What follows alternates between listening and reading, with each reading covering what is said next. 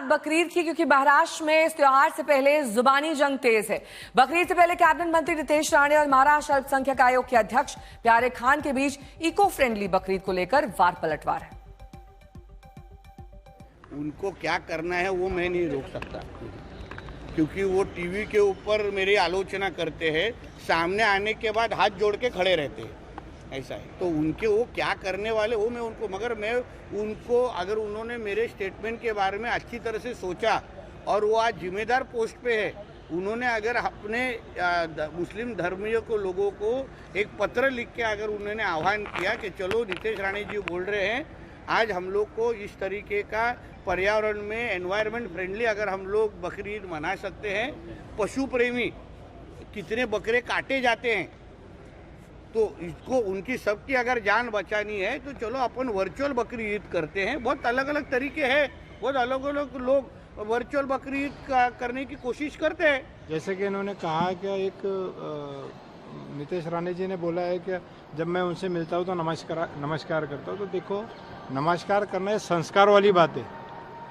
चाहे हम हमारे दोस्त से मिले, दुश्मन से मिले, भाई से मिले, पड़ोसी से मिले, तो ये हमारे संस्कारों वाली बात है। अब वो क्या संस्कारी जैसे लोग, हम संस्कारी लोगों के साथ रहते हैं।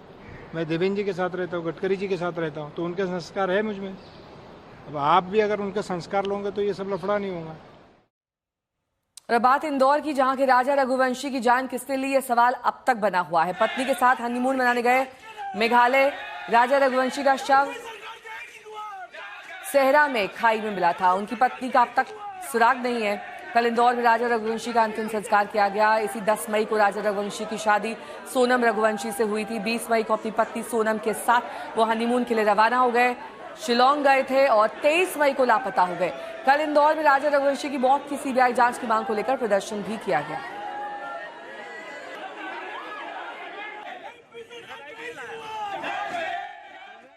मेरी मांग मेरे भाई का मुंह से निकला होगा, शायद से या सपने में आया होगा। उसने मेरे को बोला कि भैया मैं मरा नहीं, मुझे मारा गया। जिस तरह से पोस्टर आपने देखा ऊपर लगा हुआ है, तो मेरे भाई की एक ही मांग है कि भैया मैं मरा नहीं, मुझे मारा गया। मैं घूमने आया था और मेरी सीबीआई जांच बिठाई जाए, जब तक मेरे आपको शांति मिलेगी।